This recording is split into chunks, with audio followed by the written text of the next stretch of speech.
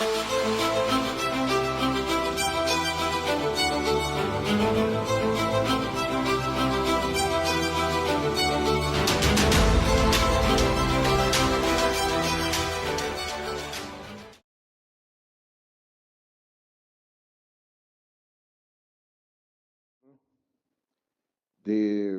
estar con nosotros dos personas extraordinarias, amigas nuestras desde España, que nos van a brindar dos conferencias magistrales. En primer lugar, quiero invitar al doctor Arturo Evangelista, un amigo de CICIAC de siempre, un amigo de todos nosotros, miembro honorario de nuestra sociedad, líder mundial en patología de la aorta, quien nos va a brindar una conferencia acerca de, bueno, qué nos aportan las nuevas guías con respecto a la patología aórtica. Arturo, por favor.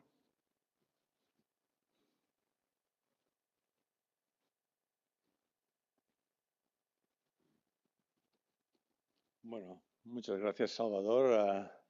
Muy buenos días a todos. Para mí es un gran placer estar con vosotros. Sabéis que tengo la mitad del alma latinoamericana y nunca sé decir que no.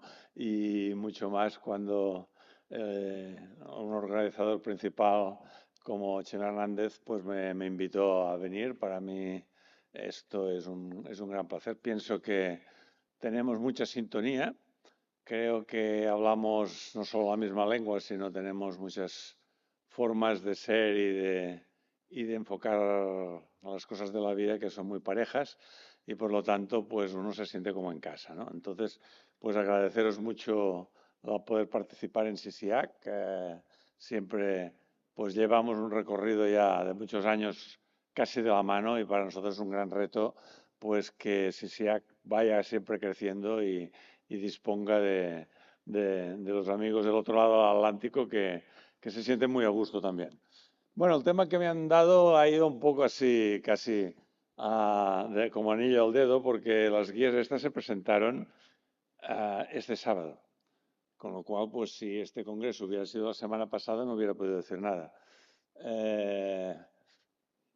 Bueno, las guías clínicas, sin duda, no tienen solo un enfoque de imagen.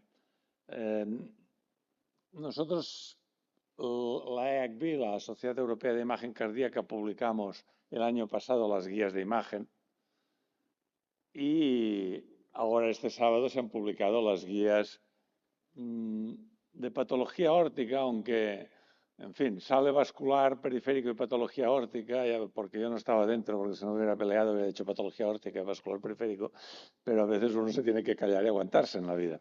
Y ha ido así, pero para mí lo más interesante es la patología aórtica, lógicamente. Entonces, el enfoque es más bien clínico, pero utiliza la imagen. Entonces, yo he querido casi centrarme en las guías que salieron este sábado, en lo que implican con la imagen, y las otras, pues, que son focalizadas a la imagen, que salieron el año pasado, pues tenéis opción de revisarlas y verlas, que es monográfica de imagen. Pero pienso que es interesante de ver cómo se nos plantea la imagen en el diagnóstico, manejo y tratamiento de la patología de la aorta. Bueno, de entrada, y estamos ya pasando la información de que hemos de aprendernos los segmentos de la aorta. Y la aorta tiene una serie de segmentos que están aquí dibujados y hay que aprenderse el 0, que está antes del tronco, hasta la altura del tronco brachiocefálico, el 1, que es la carótida izquierda, el 2 es la subclavia, el 3 son 10, 15, un centímetro y medio después de la subclavia, 4 la aorta torácica descendente y así vamos bajando. Lo digo porque las guías enfatizan en que hablemos de segmentos porque no es toda aorta ascendente, arco y aorta descendente. Los diámetros pusieron más o menos los que teníamos en las guías de imagen, aunque lógicamente como este está más focalizado también en la aorta periférica, pues ponen el diámetro normal de la aorta abdominal. Veréis que solo tenemos uno de indexado y esto es que yo me acuerdo que cuando estuve buscando indexaciones de aorta torácica descendente o de aorta abdominal, por indexación no habían series normales, por lo tanto, pues pusimos lo que había en la literatura, pero no nos vamos a inventar los números ahora nosotros. Entonces no se indexa lo demás porque no hay datos relevantes, que puede haberlos algún día, pero no los hay en estos momentos. Algún trabajo de TAC sin contraste aporta algo, pero no es lo mismo. Bueno, respecto a las técnicas de imagen, obviamente tenemos una serie de características que todos sabéis y que no voy a decir, recordar, esencialmente para los que no son, se dedican a multimodalidad, que el TAC es la técnica que tiene más resolución espacial, 0,6 milímetros, a diferencia de las otras técnicas que tienen 1 milímetro, de las de eco y la resonancia a veces hasta 2 milímetros, y que la eco es la que tiene la mejor resolución temporal. Espacial quiere decir, pues claro, los mínimos detalles que podemos detectar anatómicamente, y temporal es la actualización en el tiempo, ¿no? El eco es la que le oyes más, le sigue la resonancia y ahí el TAC se queda colgado. Entonces, depende de lo que nos interesa, sabemos, no vamos a estudiar flujos por TAC, todo está muy claro. Y respecto a los segmentos estudiados que lo tenéis aquí abajo, pues bueno, también lo sabéis muy bien, de que realmente pues la eco es la reina esencialmente de la raíz de aorta y bastante de la aorta abdominal, pero resbala en arco y en aorta descendente. Y quizás la técnica más robusta es el TAC y la resonancia si miramos globalmente la aorta. Bueno, vamos a entrar ya en recomendaciones que se van poniendo. Yo he marcado un poco en rosa algunas cosas para comentar, ¿no? Porque si ponemos todo el listado de tablas, podemos acabar agotados, caóticos. Entonces, bueno, puntos que son un poco diferenciales o que no habían salido en las guías europeas de 2014 y que ahora con las de imagen sí que salen, pues por ejemplo es que en un informe es importante poner no solamente el nivel anatómico, analizar el nivel anatómico, sino ver dónde está el diámetro máximo.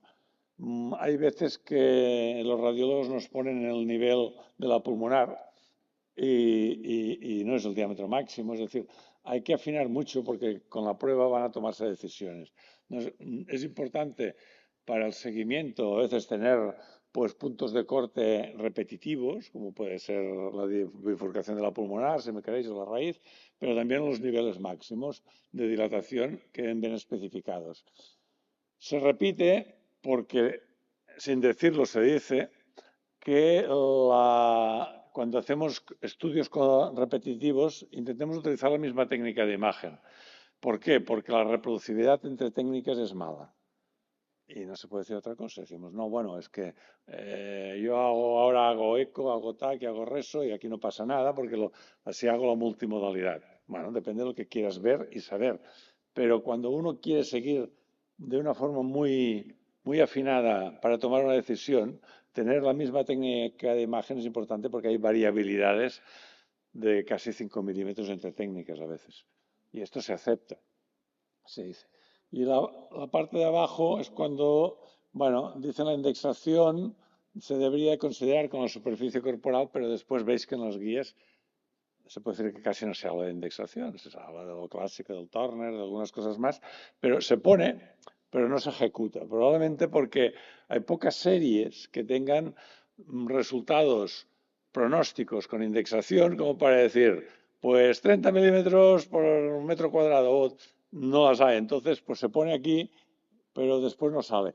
Lo que es muy importante, y esto sí que es mi experiencia personal también, que la indexación funciona mejor para los bajitos que para los altitos. Es decir, que indexar a una persona de 2 metros no sé si tiene ningún sentido, pero indexar a una persona de menos de 1,70 m lo tiene bastante.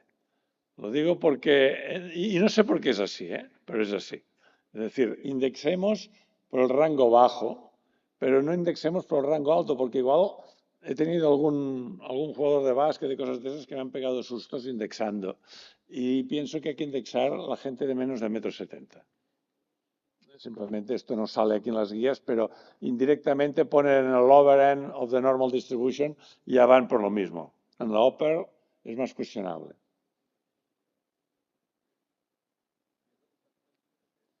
Bueno, respecto a las medidas, os vais a las guías previas, pero bueno, pasando rápido, decir que por eco, por el exagerado grosor de las paredes, por el segundo armónico, evitamos este grosor porque por fuera sería grande y midiendo los bordes internos sería pequeño y vamos de primer eco, o si no os gusta de último eco, pero sí intentamos evitar el grosor de la pared. Pero como aquí había también gente que se dedica a aorta abdominal y vascular periférico, ellos no quisieron cambiar su normativa y entre ellos, haciendo también, creo que utilizando la imagen armónica, ellos ponen que miden de fuera a fuera, outer, outer. Vale. Es muy difícil de cambiar la mentalidad de la gente, entonces pues las guías no han consensuado la misma forma para aorta torácica que abdominal. Simplemente lo digo. Y respecto al TAC, estamos en un embrollo que aún no se ha acabado, que es si se mide de mitad de sigmoidea, o sea, mitad de cúspide, o si se mide de cúspide a comisura. En nuestras guías de imagen pusimos cúspide, que es el diámetro máximo y punto, pero aquí vuelve a salir. Por lo tanto, os lo digo porque, bueno, os podéis encontrar probablemente porque dentro de los que estaban en las guías, uno se puso farruco y al final salieron las dos. Yo pienso que el diámetro máximo es desde las cúspides. Si es realmente de medio cúspide, no hay ningún trabajo que lo haya validado. Yo creo que es, como se ve aquí en el amarillo, la distancia máxima. Todo esto que estamos dándole vueltas, yo creo que en menos de 3 años nos lo va a sacar la máquina con la inteligencia artificial y nos va a decir el diámetro máximo de esta área de interés es esto. O sea, estamos aquí lucubrando lo que al final una máquina nos sacará. Pero yo os tengo que decir que, bueno, José Rodríguez Palomares se apunta al cúspide porque dice que son la forma de ser más reproducible al buscar medio cúspide contra medio cúspide. Hay otros que dicen, a mí qué me importa, y aquí para tomar decisiones de cirugía yo busco el diámetro máximo dentro de la raíz y este es el que me vale. La pelota está ahí, pero ya os digo, esto se solucionará solo con la inteligencia artificial, porque la reproducibilidad creo que ganará. Bueno, vamos a otra parte que es la indicación, la medida y indicación de cirugía para la patología no genética. Esto no ha cambiado casi nada, es decir, tenemos el punto de corto de 55, donde decir, si no planteo cirugía en un paciente que tenga aorta ascendente de 55, ¿por qué no lo hago? Porque debe hacerse siempre. Y más o menos lo demás está todo igual. Lo que pasa es que por una serie de trabajos que ha sacado el grupo de Yale, de Leftiarides, pues han sacado punto de corte de 52. Entonces, pues a partir de ahí, pues se ha entrado que no es 55, sino que sería asumible el 52. Hasta tal punto, ya os lo comenté en la siguiente diapositiva, hasta tal punto que aquí se pone 50 en el lado, no sé si se ve aquí, ahí, pone 50 cuando hay uno de los siguientes factores de riesgo. Yo tengo la impresión de que lo que está mal aquí es el 2B, porque para mí esto debería ser un 2A. Es decir, si yo tengo un paciente con un diámetro de 50 que crece más de 3 milímetros por año y esto está bien medido, o no hay forma de controlar la presión, o es de estatura baja, menos de 1,70 m, para mí esto sería, con más de 50, para mí serían 2A, o sea, no le pondría 2B. Pero estoy hablando a título personal, ¿eh? Porque no voy a ser un locutor de las guías, sino también dar mi opinión. Y después han sacado ahora, que se ha puesto ya muy énfasis en ello, sé que la raíz con menos se opera antes. No es lo mismo, la de raíz castiga más que la parte tubular, por alguna serie de trabajos que han salido. Y después tenemos la edad joven, yo pienso que es importante, sobre todo si tenemos una persona joven que quiere hacer una vida, un atleta o que quiere, o el deseo de quedar embarazada, pues yo pienso que estos con 50 para mí no es un 2B, es un 2A. Pero doy las guías, ya digo, no como un locutor, sino un poco también matizo mi opinión personal. Bueno, esta diapositiva es interesante, es muy interesante. La pena es que el título pone con ecocardiografía. Yo pienso que con ecocardiografía la encuentro demasiado estricta, pero si lo ponemos para imagen, utilizando el TAC y resonancias, es aceptablemente buena y muy buena.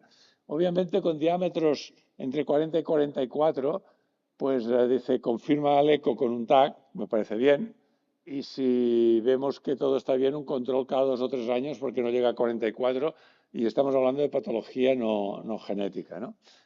Si estamos entre 45 y 49, que ya vamos madurando el problema, pues lo mismo, hacer un TAC y una resonancia magnética y hacerle un eco cada 6 meses o una vez al año, dependiendo del perfil de crecimiento que haya tenido.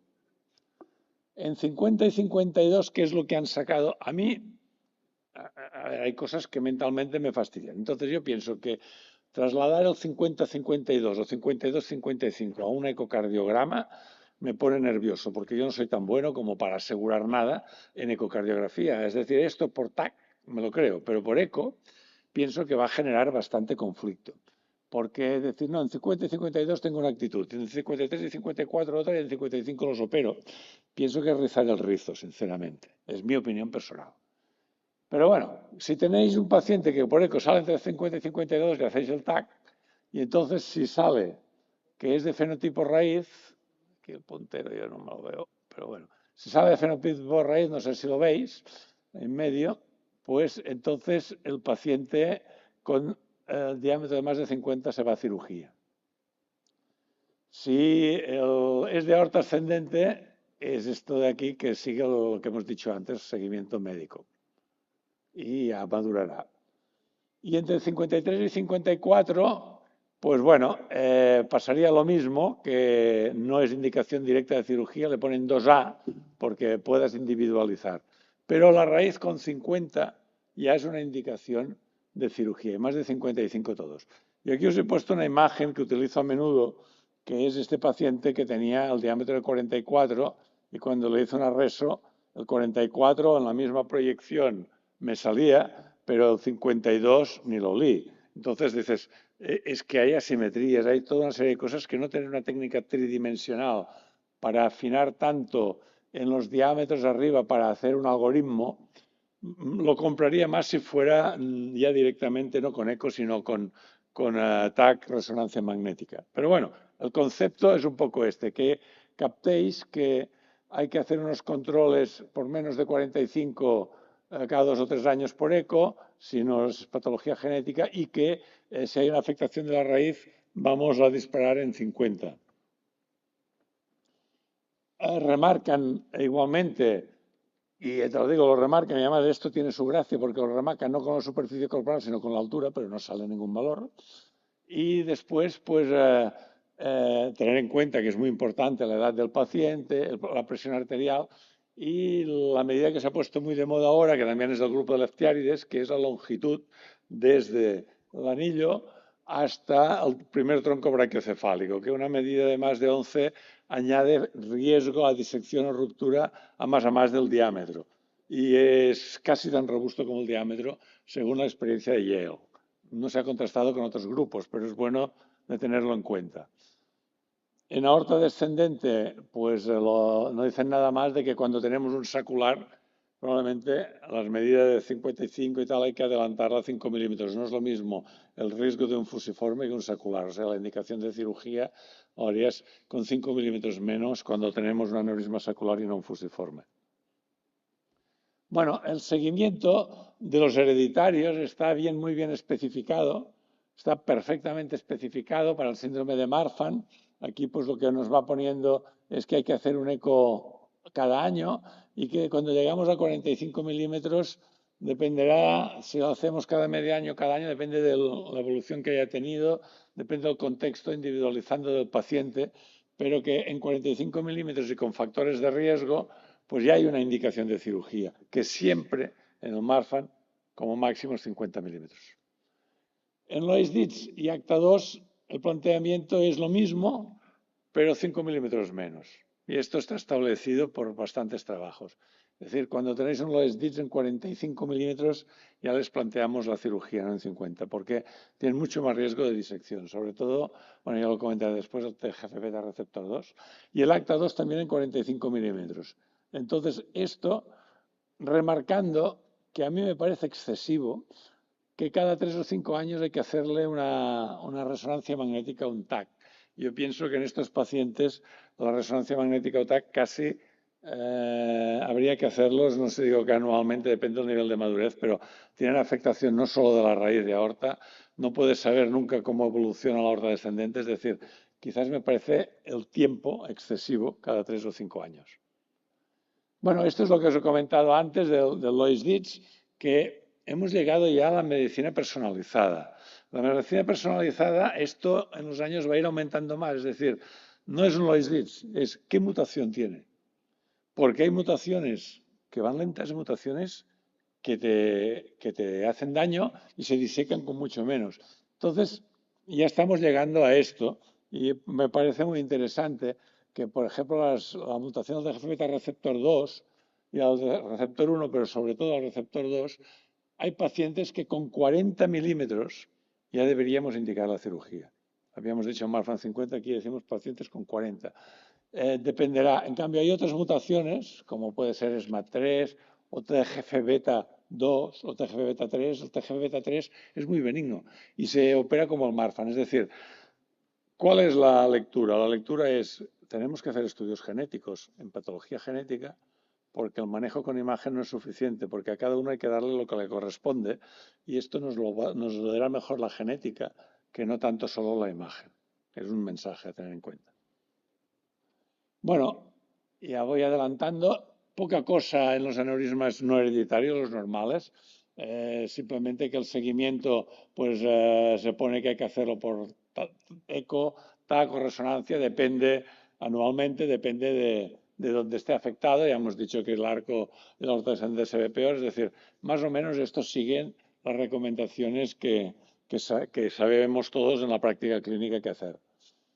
Y en aorta abdominal lo pongo simplemente para saber que más o menos hacen controles con una frecuencia creciente, depende del diámetro que está arriba, de 25, 30, 35, 40, y simplemente que indican la cirugía en la mujer con 50 milímetros y en el hombre con 55 milímetros. Probablemente porque no se indexa, pues se ha tomado esta decisión, ¿no? O sea, igual una señora pues que sea muy alta, lo que sea, igual no le hace falta, no es una razón de género, yo creo que es la superficie corporal camuflada lo que implica esto. Ya para ir acabando, seguimiento por el síndrome de Marfan, yo creo que aquí mi compañera Gisela Teixidó se ha metido fuerte porque estamos haciendo unos controles muy estrictos, que no sé si son soportables para todos los sistemas. Por ejemplo, aquí donde os he puesto con rojo tenemos para diámetros de menos de 45 control cada 6 meses. Claro, cuando tengan una serie de datos que no son nada infrecuentes en la patología de Marfan. Entonces dices, bueno, no sé, yo creo que ahí quizás hemos pecado de optimistas. Igual habrá que ser, depende de qué casos cada año, depende de qué casos cada 6 meses. Pero poner nivel de evidencia 1C a esto a mí me parece quizás apretar mucho el sistema, tengo la impresión. Porque una vez está escrito, escrito está. Es importante que salga, porque nunca salía, el papel de la eco, y sobre todo la eco transesofágica, en el peroperatorio de la patología de la aorta ascendente, sobre todo si hay insuficiencia aórtica implicada. Sabéis que el recambio valvular implica a veces pues, una prótesis que si es biológica durará menos años de lo que dice el cirujano, y si es una mecánica obligará al síndrome. Y si se puede reparar, pues es importante de que haya un ecocardiografista que nos defina si hay una dilatación de la unión sinotubular, con lo cual pues, un tubo supracoronario estaría, si hay afectada la raíz, pero la válvula está bien, y entonces pues un David sería la técnica, o si también está dilatado el anillo, entonces hay que hacer una anuloplastia subcomisural. Es muy importante. También explican que hay que hacer un eco transtorácico inmediatamente después de la descarga, y antes del alta un TAC con RM para ver si hay complicaciones. Al mes hay que hacer un eco para ver si todo funciona bien, y después al año hay que hacer un control para ver. Es interesante, me parece que es una cosa que hay centros que lo hacen, hay centros que no lo hacen. El hecho que tengan una guía, un protocolo, me parece una interesante. Y ahora, para acabar, dos diapositivas del síndrome aórtico agudo.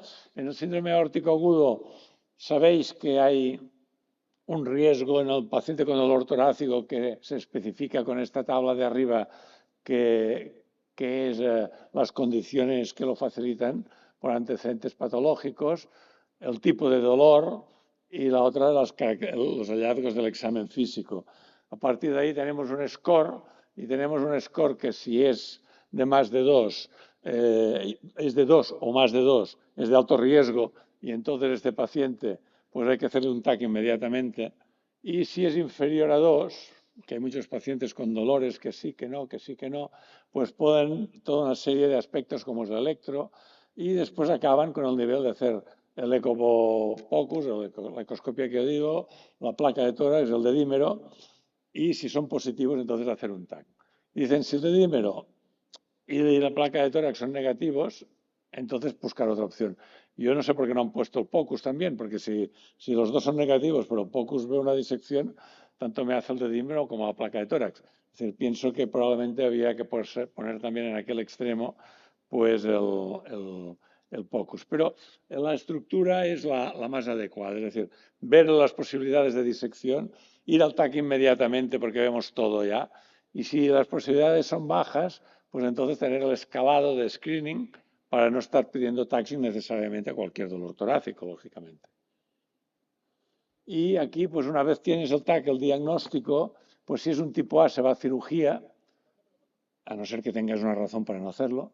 Si es un tipo B, tienes que fijarte en estos aspectos que pone este cuadrado de aquí, que es un poco de decir, bueno, tiene malperfusión, tiene signos de ruptura, hasta dónde se extiende. Entonces, si es un tipo B complicado, pensar en el endovascular, la fase aguda. Y si es un tipo B no complicado, darlo de alta y ver todos estos factores que se han descrito de mal pronóstico, que yo creo que son demasiados y los distribuiría en tres. Un paciente que tiene una disección tipo B de más de 40 milímetros en la fase aguda va a ir mal. Más de 40 milímetros. Una puerta de entrada de más de 10 milímetros va a ir mal. Y la otra, una verdadera luz muy pequeña, que no sea por un problema focal, sino en dos segmentos de la aorta, una verdadera luz que no llega al 20% de toda la aorta, va a ir mal. Todo lo demás es un poco redundante. Y estos pacientes, lo ideal es hacerles un endovascular en los 3 primeros meses, cuando el flap aún es muy remodelable y se consigue trombosar la falsa luz mucho mejor que si se espera al año o 2 años. Bueno, aquí acaban las guías. Entonces, el punto principal para mí es decirles, es importante aplicar las guías según cada recurso sanitario de cada país. No es lo mismo, pues yo que sé, en Holanda, en España, en Estados Unidos, en Latinoamérica, en la India. Es muy importante pensar que estos son los conceptos. La experiencia profesional, es decir, no, bueno, yo le voy a hacer un David, no, yo le voy a poner una trompa de elefante. Bueno, la experiencia donde estamos, o un endovascular, es que las guías son las guías, pero hay que aplicarlo.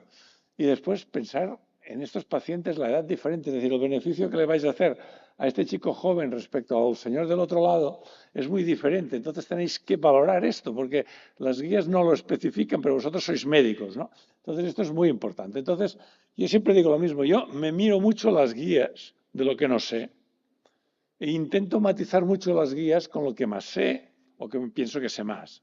Entonces no es cuestión de seguirlas a rajatabla y punto de corte 52 y 55 y no sé qué, no sé cuántos. Es, cuando no sigo las guías, tener el argumento como médico de por qué no las sigo.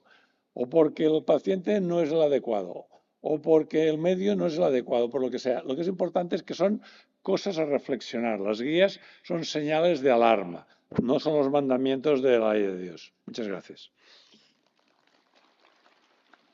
Simplemente, ya para acabar, decirles, bueno, no sé si está aquí o no, no, bueno, ya está. No. Decirles simplemente que tienen esta web que está abierta para todos, que es gratuita, que cada mes salen 2 actualizaciones y 2 casos, que este mes son 2 casos de Latinoamérica, porque necesito casos, porque no voy a poner solo mis casos.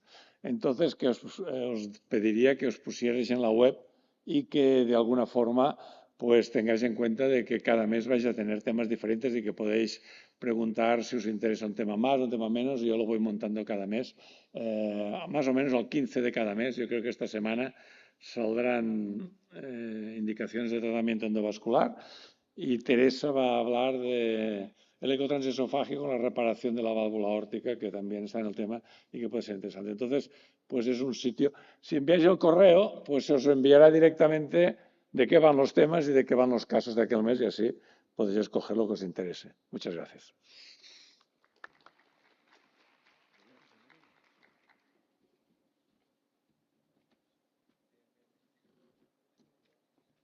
Gracias, doctor. Es un gusto presentar la próxima charla de la doctora Amparo Martínez Monzonis.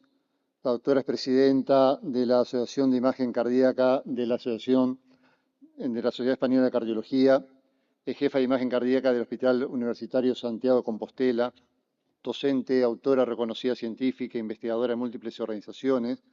A lo largo de su carrera ha participado en más de 30 estudios, publicado más de 70 artículos, 8 capítulos de libros, ponente de temas de alta especialidad, líder de opinión mundial.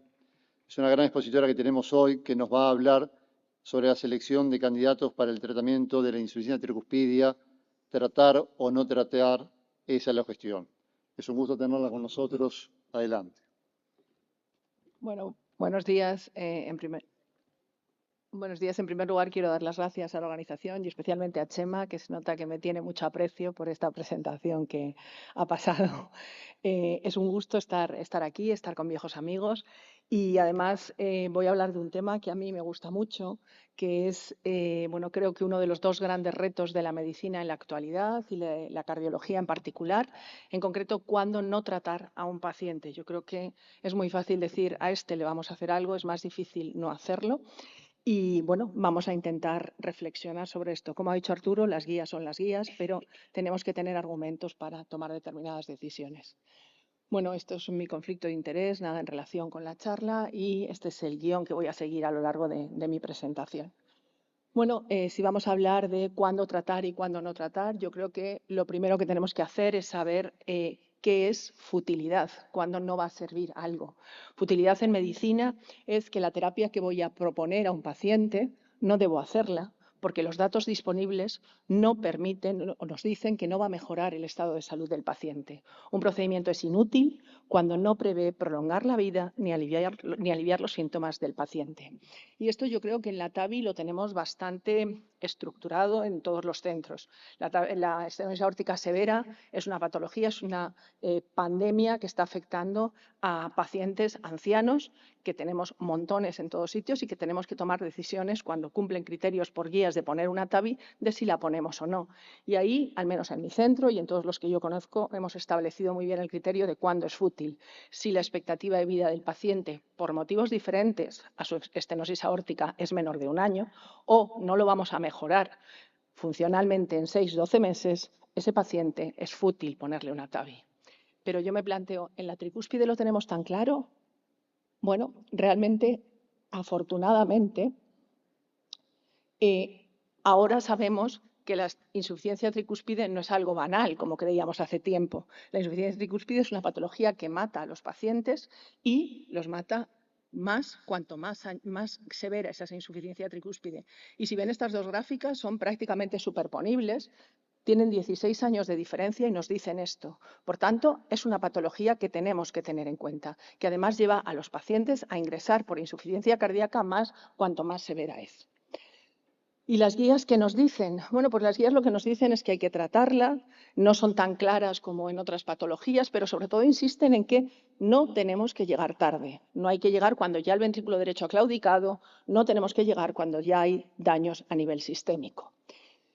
Pero es que la cirugía, los resultados que tenemos, la verdad, si lo comparamos con otras patologías que intervenimos, valvulares, es mucho peor el resultado. La mortalidad a lo largo de los años persiste por encima del 8%, pese a la mejora en la cirugía cardíaca, y es incluso superior en los pacientes en los que se sustituye la válvula tricúspide. Esta es una gráfica de un estudio publicado en el 17. Como ven, en 10 años no ha mejorado eso. Dicen que porque los llevamos muy tarde. Bueno, puede ser, pero además es que en 2019 se publica un artículo que nos dice que el paciente que intervenimos a 10 años no se diferencia su pronóstico respecto al que no le hemos hecho nada y encima ha pasado por el riesgo de la cirugía. También nos matizan que es porque los hemos llevado muy tarde. Bueno, ¿será que los llevamos muy tarde y tenemos que anticiparnos? Vamos a ver cómo podemos mejorar esto. En los últimos años se han desarrollado técnicas percutáneas que parece que han sido nuestra salvación y que vamos a mejorar muchísimo a los pacientes. La verdad es que estas primeras publicaciones respecto al resultado de la terapia percutánea, la terapia borde-borde y otras respecto al tratamiento, al manejo médico, también te deja un poco perplejo porque dice que no hay diferencias en hospitalizaciones ni en mortalidad respecto a tratamiento médico, que lo que hacemos es mejorar su calidad de vida y su clase funcional. Entonces, bueno, tenemos un problema médico y tenemos que mejorar el resultado de salud en ese problema médico. Y para eso tenemos o que mejorar el procedimiento, y esto, bueno, yo creo que ha mejorado claramente en los últimos años, o que optimizar cuando lleva al paciente ese procedimiento. Y de esto último es de lo que yo creo que vamos a hablar hoy. Bueno, ¿cómo selecciono entonces a esos candidatos? Bueno, yo creo que realmente lo primero que tenemos es que saber muy bien analizar cómo es esa válvula y por qué disfunciona, qué mecanismo hace que no cierre adecuadamente. Creo que en los últimos años la imagen cardíaca ha mejorado de una forma exponencial, tanto en cuanto a técnicas a utilizar, cuanto en las técnicas más habituales, que es el eco transtorácico y transesofágico, la calidad de las mismas, y esto ha venido de la mano del intervencionismo estructural. Yo creo que ha sido, como digo siempre, una simbiosis. Unos han mejorado con otros y otros con unos, ¿no?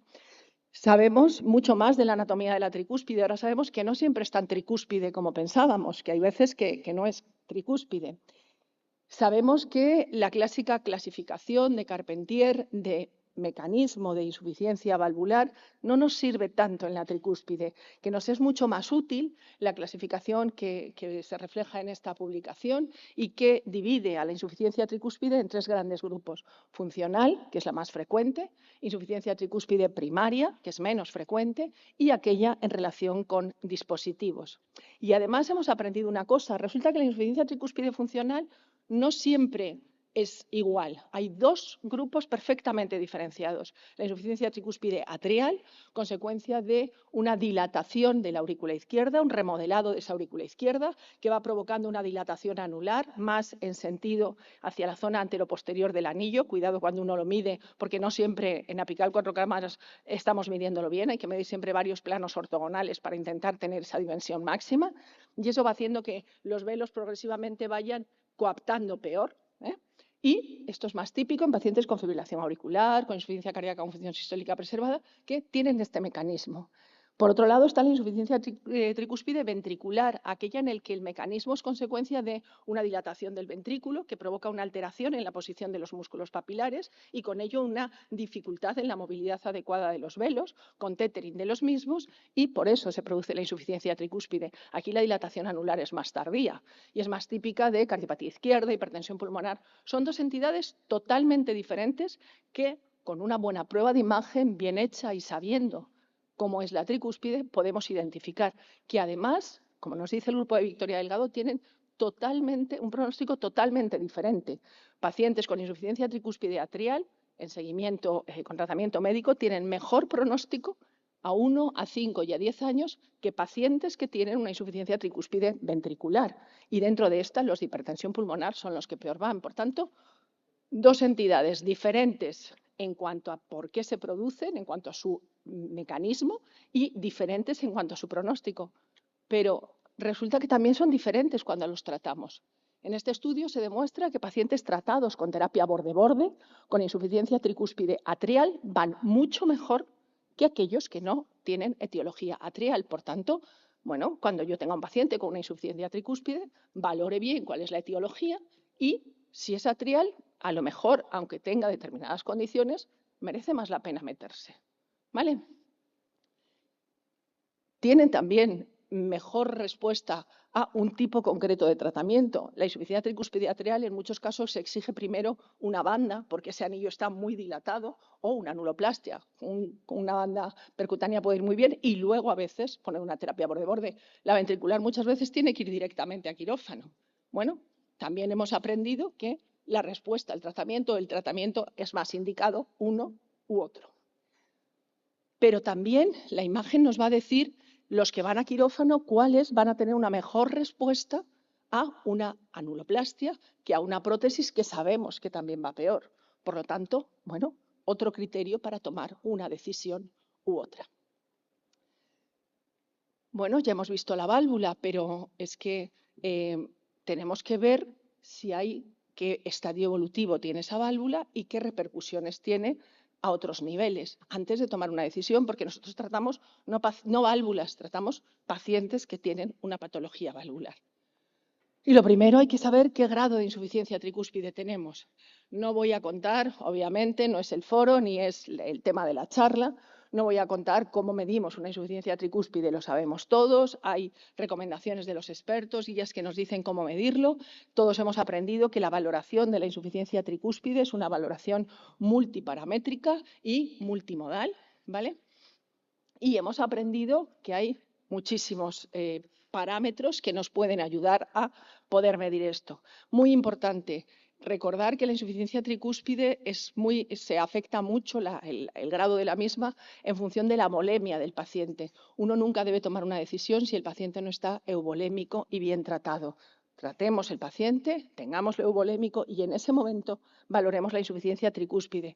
Y tengamos en cuenta pues, cosas como que, bueno, si medimos una vena contracta, sabemos que el orificio nunca es redondo, ideal hacerlo 3D y si no, hacerlo en varios planos ortogonales. Y lo mismo, sabemos que no tenemos una hemisfera nunca en ese PISA, sobre todo en insuficiencias tricúspides masivas o torrenciales, donde suele ser una cosa muy planita, con muy poquito radio de PISA, pero muy anchos y, por tanto, midámoslo tridimensional si podemos, el ORE, o si no tengamos en cuenta que ese radio de PISA nos puede estar infraestimando el grado de insuficiencia tricúspide.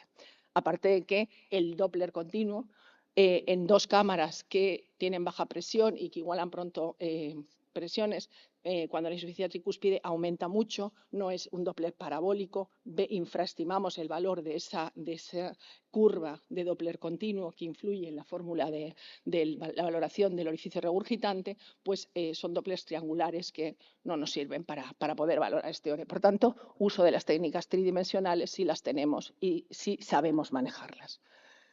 Sabemos que tiene más grados, con lo cual también tener en cuenta esto. Y, bueno, vista la válvula, visto el grado de afectación de la válvula, vamos a ver la repercusión de la insuficiencia tricúspide, porque como dice esta diapositiva, no es lo mismo tratar a un paciente en el estadio, a ver si se ve, en el estadio 2 o 3 que en el estadio 5 cuando ya tenemos síntomas refractarios, ventrículos muy dilatados. ¿Cómo podemos valorar esta repercusión sistémica?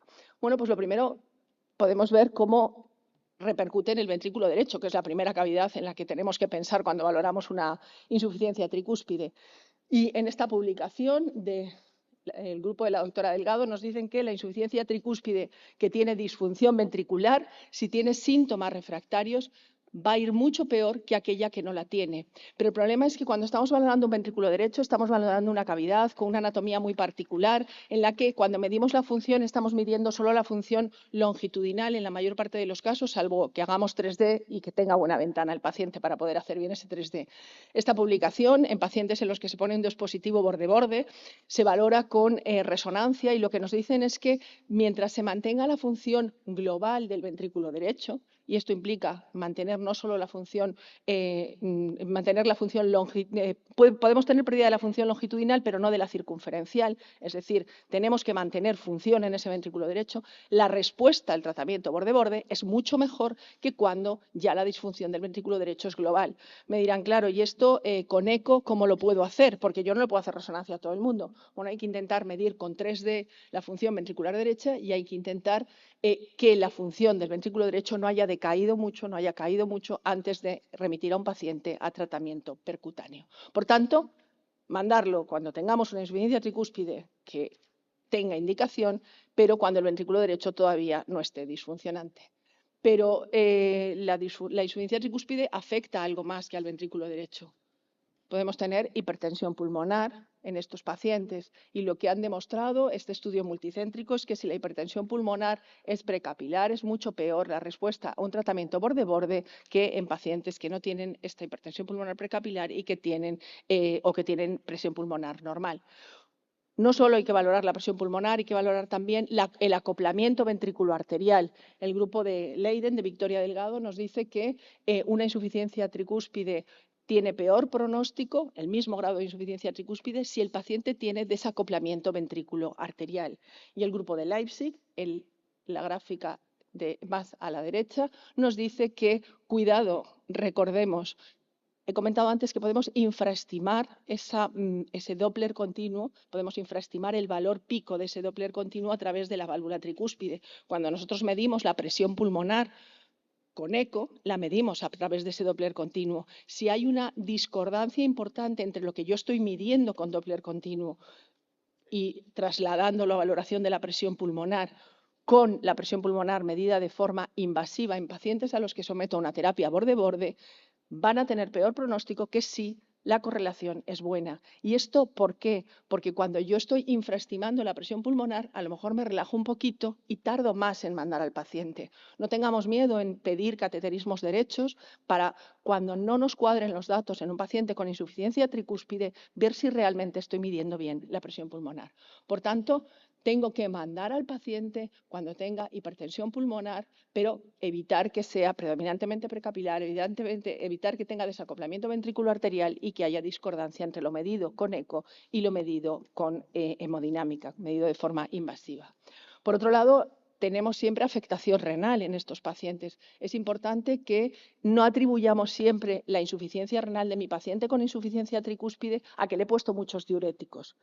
Puede haber insuficiencia renal como consecuencia de la hipoperfusión del riñón por bajo gasto del lado derecho, que conlleva a la larga bajo gasto general. Y esto está demostrado que los pacientes que tienen disfunción ventricular derecha e insuficiencia tricúspide tienen peor pronóstico si tienen función renal alterada con un estadio superior a 3. Y esto es muy fácil de valorar. Nos basta un filtrado glomerular en una analítica. Hagámoslo antes de que baje de 60 y, por supuesto, no lo hagamos si está por debajo de 30. También va a haber afectación hepática al síndrome cardiohepático. Hemos dicho que en las primeras diapositivas que puse, hasta el 4% de los pacientes que se mandan a una terapia quirúrgica van con cirrosis secundaria a la insuficiencia tricúspide. La insuficiencia hepática es muy fácil de valorar, basta con una analítica. Esta publicación que muestro nos dice que los pacientes que se intervienen con intervencionismo borde-borde tricuspidio y que tienen síndrome cardiohepático tienen peor pronóstico y van peor después del tratamiento percutáneo que aquellos que no lo tienen, y basta con hacer una analítica. Si tenemos elevados los enzimas de colostasis, más de 2 de ellos, cuidado que ese paciente ya va a ir peor. Y esto es fácil en el seguimiento. Hagamos analíticas, veamos cuando empiezan a elevarse y cuando esto no se corrija con tratamiento diurético, pensemos en que este paciente es ya para tratar. Pero es que estamos tratando pacientes, como digo, y tenemos ahora una buena escala en relación con la valoración de los pacientes clínicamente, la escala de las 4 A's publicada por el grupo del Ramón y Cajal, que nos dicen que si el paciente tiene estos síntomas, astenia, hinchazón de tobillo, distensión o molestias abdominales y anorexia, siempre que tengamos más de 3 de ellos, pese a tratamiento óptimo, el paciente ya va a ir mal. No esperemos a esto y tratémoslo antes. Bueno, pues ya tenemos datos de eco, datos analíticos, datos clínicos del paciente. Tendré que saber qué riesgo tiene ese paciente, ¿no? Cuando lo voy a mandar a intervenir. Como ha dicho el doctor Evangelista, cada centro es cada centro, pero tenemos escalas de riesgo que nos van a permitir valorar tanto el pronóstico de mi paciente desde el punto de vista de cómo va a ir esa insuficiencia tricúspide si no la toco, como escalas de riesgo que me dicen cómo va a ir quirúrgicamente si lo intervengo. Lo que tengo que hacer es adaptar a mi centro o ver en mi ambiente qué escala clínica me vale y valorar mi enfermo qué riesgo tiene si no le hago nada y qué riesgo tiene si lo llevo a intervención. Como digo, por supuesto, esto cada centro, porque no es lo mismo lo que me dice el TRISCOR que el resultado a lo mejor de los cirujanos de mi centro o de determinado cirujano, ¿sabes? Entonces, bueno, adaptémoslo teniendo en cuenta esto, siempre que el riesgo quirúrgico sea claramente inferior a lo que le va a ocurrir a este enfermo si no le hago nada, pues me va a llevar a que yo tome una decisión. Pero los pacientes tricuspidios, muchos de ellos son gente mayor, con muchas más comorbilidades o gente que está por otros motivos muy afectada. Tenemos que empezar a acostumbrarnos a utilizar no solo estas escalas de riesgo que he comentado, sino tenemos que acostumbrarnos a trabajar con profesionales que pueden ser, en mi centro es un grupo de enfermería que tenemos dentro de rehabilitación cardíaca, en otros centros serán los geriatras y en otros centros los propios cardiólogos que han aprendido a valorar la fragilidad de estos pacientes, porque eso también influye en lo que les vamos a hacer a nuestros pacientes y en su pronóstico. Esta publicación nos dice que pacientes en los que tenían peor rendimiento físico, tenían peor pronóstico con el mismo grado de insuficiencia tricúspide. Y tratándolos con terapia borde-borde, aquellos que tenían mayor fragilidad también iban peor. Por lo tanto, tenemos que aprender a trabajar con unidades multidisciplinares y valorar las comorbilidades y la fragilidad de nuestros pacientes. Esto es lo que hacemos en mi centro. Los pacientes que tienen una insuficiencia tricúspide superior a severa, lo que hacemos es que los vemos en una unidad especial. Dentro de la unidad de valvulopatías, 2 personas llevamos a los tricúspides, los valoramos, hacemos una valoración clínica, laboratorio, imagen y pruebas funcionales, y en función de lo que decidimos, siguen con nosotros o se van a tratamiento. No es la primera vez que un paciente que nos quedan dudas, que pensamos que no es candidato a intervención, en ese momento le hacemos un cateterismo derecho o un tren esofágico dirigido a un procedimiento intervencionista determinado, porque consideramos que pues no lo tenemos claro del todo con un ecotranstorácico sin más. Unidades dedicadas a ello porque son pacientes más complejos. Y bueno, ¿qué creo yo que hay que hacer? Uno, conocer muy bien la válvula tricúspide, hay que hacer muchos ecos de insuficiencia tricúspide y sobre todo mucho eco transesofágico en insuficiencia tricúspide, que es un poquito más complicado. Valorar muy bien la repercusión sobre otras cavidades. En el ventrículo derecho no conformarnos con el TAPSE, hay que hacer strain de pared libre de ventrículo derecho, hay que intentar hacer 3D y si tenemos dudas ir a la resonancia. Hay que intentar que la hipertensión pulmonar no sea la que, no nos está engañando la que estamos midiendo. Hay que ver el acoplamiento ventricular arterial. Es muy fácil en las analíticas pedir siempre una función renal y una función hepática y ver a los enfermos. Estamos hablando de válvulas, pero estamos hablando de pacientes. Trabajar con equipos multidisciplinares y hacer muchos test de funcionales y test de fragilidad para ver cómo están estos pacientes. Y nada más, simplemente invitarles a la reunión de cardioimagen, que este año es en Málaga, los días 20 y 21 de febrero. Y bueno, están invitados, nos encantaría contar con todos vosotros. Nada.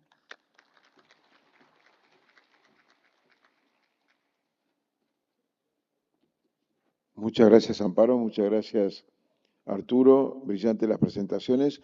Realmente no tenemos más que para 2 minutos, 2 preguntas. ¿Alguno del público quiere hacer alguna pregunta, doctor? Acércate un cachito que no se escucha. Ahora, Gracias por su plática, gracias por compartirnos su opinión aparte de las guías. No sé del otro lado del mundo cómo va la epidemia que tenemos de este lado de obesidad. Usted ya nos dijo muy bien qué hacer con la altura, pero ¿qué hacemos con los obesos? ¿Cuál es su sugerencia? ¿Aplicar un método como hacemos con la aurícula, que pudiera ser indexar con la altura?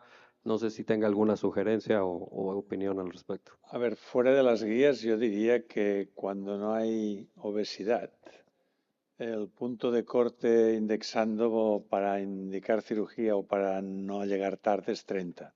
Y si lo hago con la altura, porque hay obesidad, el punto de corte es 32. Entonces yo lo utilizo en mi práctica clínica. Esto viene de estudios epidemiológicos del grupo de Yale. Entonces sale que si tú miras la altura, puedes, midiendo el diámetro y partirlo por la altura, si te sale un diámetro indexado de 32 o más, yo creo que debes plantearte la cirugía siempre. No están las guías, esto es una cosecha propia, pero no basada en mi experiencia, sino en grupos que veo que tienen conocimiento.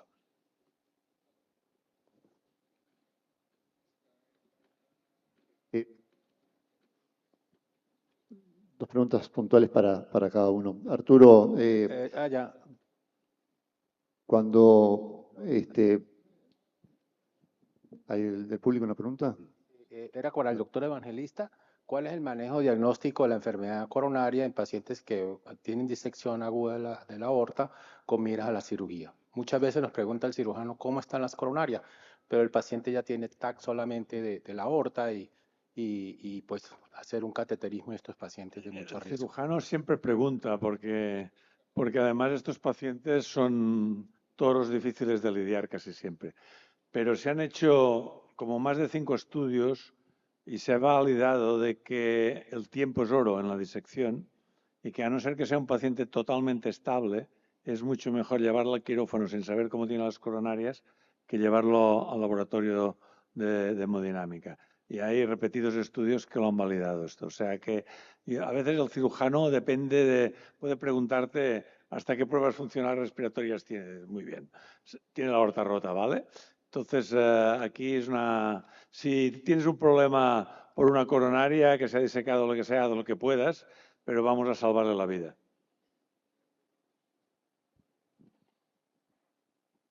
¿Alguien más del público? Arturo, cuando empezamos con las mediciones ahí empieza el problema, porque si nosotros nos medimos mal, seguimos mal. Y nos dejaste claro que las guías son guías, que no son la palabra absoluta. Y si uno toma, me llama la atención que todavía sigamos discutiendo el tema de cómo medir la aorta, porque si uno toma las guías europeas, el paciente capaz me da dilatado, y si tomo registro matear de argentino, me da normal. Entonces, nosotros tenemos un problema que es que medimos por eco, tiene una aorta dilatada, se lo mando al radiólogo a hacer una tomografía. Y ahí tengo grandes problemas con los radiólogos porque no me hacen tomografías gatilladas. Los radiólogos habitualmente no lo hacen. No sé qué experiencia tienen ustedes, cómo trabajan con los radiólogos y si deberíamos exigir que una tomografía esté gatillada con el electro. Yo pienso que en aorta ascendente es obligado. Cualquier medida que no esté sincronizada con el electro, con el movimiento del corazón, es una tontería. En aorta descendente es asumible. Que uno se puede plantear que en un síndrome aórtico agudo no lo hagas con el electro, vale, vas a valorar morfológicamente qué hay. Pero en un paciente que vas a tomar decisiones por el diámetro, en aorta ascendente es obligado. Y yo creo que esto lo vivimos en España hace 15 años, pero en estos momentos los radiólogos no están en guerra habitualmente, excepto personas que siempre serán como son, pero el 90% no entran en conflicto con los cardiólogos en optimizar la aplicación de técnicas para el mejor manejo del paciente, que es que no somos fotógrafos, es que es para manejar el paciente, las decisiones son muy importantes.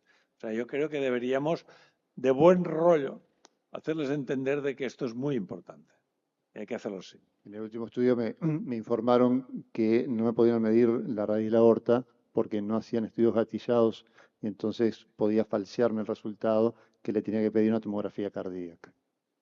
Y esa es una lucha que tenemos con los radiólogos. Bueno, yo creo que lo ideal es que buscar un radiólogo que de alguna forma sea el más perfil cardiológico y a invitarlo a cenar, hacerle unas vacaciones pagadas, hacer lo que sea, sobornarlo mentalmente para que sea afín a ti y meter una cuña para poder trabajar con ellos, porque o tienes la máquina tú, o te dejan el campo para la máquina a ti, o los tienes que pseudo sobornar y mentalizar de que todos no lo van a hacer, pero que él es tu interlocutor y es el camino.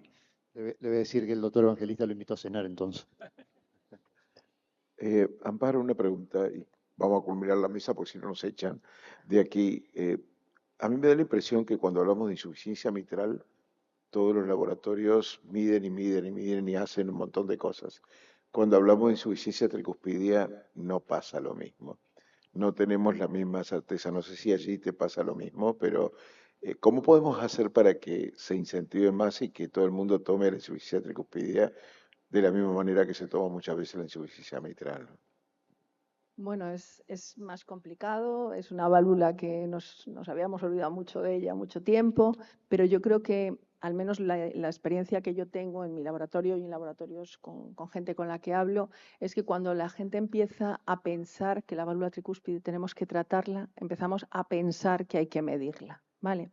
A veces es verdad que es un poco desesperante porque te vas a poner a medir un ORE es que no encuentras un Doppler que te convenza, pero es lo que yo suelo decirles a los residentes y lo que comentamos. Tú mide todo lo que puedas, o sea, y después dices, bueno, mide esto, pero en mi experiencia y con lo que tengo, creo que el grado de insuficiencia tricúspide es este, ¿no? Y luego es verdad que yo hay una medida que me gusta mucho, que es la de la vena contracta, que yo creo que si la mides en varios planos ortogonales tienes menos errores, ¿no? Si no tienes el 3D, que bueno, hay que aprender a medirla, pero que te ayuda mucho más que intentar medir. Lo más desesperante es intentar medir un orificio regurgitante en una tricúspide, eso es verdad. Pero el resto yo creo que se puede medir y que es insistir a la gente, ¿no? Y que el hecho de que tú cuando veas una tricúspide pienses que tiene un tratamiento, que tiene un más allá que solo ponerle diuréticos, hace que la gente cambie un poquito el chip y vaya midiendo más. Es hábito. Bueno, Una cosita puntual a la doctora. La imagen cardíaca ha avanzado muchísimo y ese avance lo ha tenido en común con el intervencionismo, lo estábamos comentando. ¿Qué rol puede tener la tomografía cardíaca? ¿Ustedes la usan? ¿Tienen alguna experiencia? Y en la insuficiencia mitral ventricular nosotros hablamos de proporcionada, desproporcionada. Sabemos que los que tienen una insuficiencia desproporcionada tienen mejores resultados. ¿En la tricúspide se puede homologar algo de eso? Vamos a ver, en cuanto a la primera pregunta, nosotros la tomografía solo la hacemos en aquellos pacientes que pensamos que van a ir a un cardiován, o sea que vamos a ponerles un anillo percutáneo, porque en el resto no te aporta mucho más. Hacemos resonancia más veces por ver mejor la función del ventrículo derecho, pero no hacemos tanto TAC. Y en cuanto a proporcionada y desproporcionada, no hay estudios como lo hay en la mitral que nos digan que ahí lo podemos equiparar, ¿no? No sé, con el tiempo. La impresión es que, bueno, yo creo que es una válvula diferente en ese sentido. bueno, muchas gracias, Amparo, muchas gracias, Arturo. Brillante. Y continuamos con el programa de GER Monterrey.